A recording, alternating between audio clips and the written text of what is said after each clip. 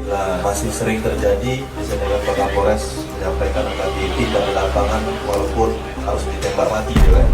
Itu kami rasa yang kita perlukan hari ini di wilayah Kota Medan. Pernyataan Wali Kota Medan Bobi Nasution yang mengapresiasi polisi karena menembak mati pelaku begal di Kota Medan, Sumatera Utara menuai polemik. Pernyataan Bobi itu dianggap bisa memicu praktik eksekusi dan pengadilan jalanan.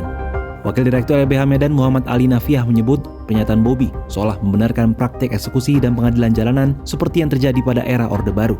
Eksekusi tanpa pengadilan adalah bentuk pelanggaran HAM oleh aparat keamanan. Kita yang nggak sepakat adalah apabila penindakan itu dilakukan dengan sewenang-wenang, dengan serampangan, apalagi tidak berlandaskan dengan hukum dan hak asasi manusia. Nah, silakan ditindak tegas pelaku begal, tapi kan sudah ada aturan main yang sudah ditetapkan dalam undang-undang. Praktik eksekusi dan pengadilan jalanan pernah terjadi di masa Orde Baru, tepatnya pada kurun waktu 1982 hingga 1985. Kala itu dikenal dengan istilah penembak misterius atau Petrus.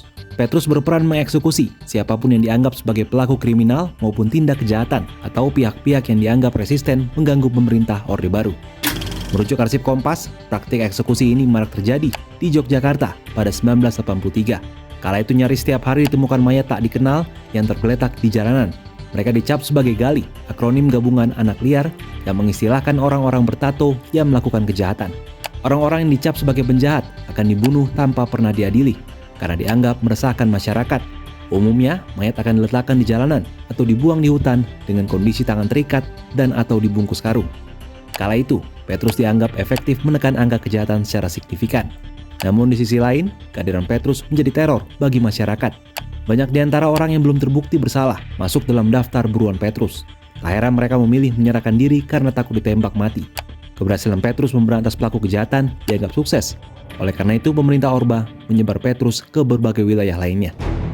Namun 2 tahun berselang, tepatnya 1985, operasi Petrus dihentikan. Kecaman dan tekanan dunia internasional terhadap pemerintah Orba semakin kencang. Soeharto dianggap telah sewenang-wenang dan melanggar HAM. Setelah Orde Baru tumbang pada 1998, gelombang tuntutan bermunculan. Masyarakat meminta kasus pelanggaran HAM oleh pemerintah Orde Baru selama beroperasinya Petrus pada 1982 hingga 1985 diungkap dan diadili. Namun tuntutan ini baru mendapat respon yang konkret 10 tahun kemudian. Pada 2008, Komisi Nasional Hak Asasi Manusia membentuk tim ad hoc. Hasilnya Komnas HAM menemukan adanya pelanggaran HAM dalam kasus ini dan jumlah korban yang dieksekusi Petrus disebut mencapai 10.000 orang. Selama bertahun-tahun, temuan Komnas HAM itu tidak ditindaklanjuti oleh pemerintah. Baru pada tahun 2023 di era pemerintah Presiden Joko Widodo, pemerintah mengakui dan menyesalkan atas terjadinya 12 kasus pelanggaran hak asasi manusia di masa lalu, termasuk kasus pembunuhan misterius 1982 hingga 1985.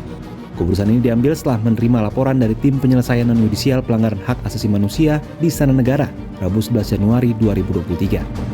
Bersamaan dengan itu, pemerintah berjanji akan memulihkan hak-hak korban secara adil dan bijaksana tanpa menyediakan penyelesaian secara yudisial.